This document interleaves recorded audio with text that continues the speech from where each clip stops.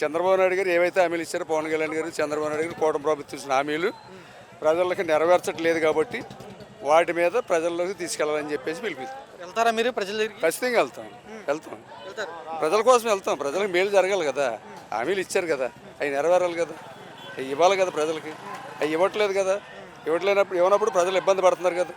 ఆ ప్రజలు ఇబ్బంది పడుతున్నారు కానీ ప్రజల కోసం ప్రతిపక్ష పార్టీగా అది ప్రతిపక్ష పార్టీ బాధ్యత. మేము కూడా సంవత్సరంలో చెప్పిన దానికంటే ఎక్కువే చేసేసాం, మేము జనాల్లోకి వస్తున్నామని చంద్రబాబు గారు అంటున్నారు.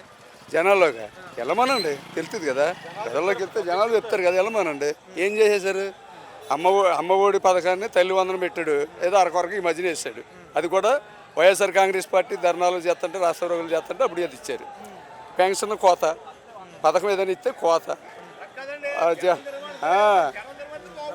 జనం తిరగబడతారండి, తిరగబడే సమయం వస్తుంది, జనం తిరగబడే సమయం వస్తుంది. కానీ లోపల ప్రతిపక్ష పార్టీగా అడగడం బాధ్యత అది.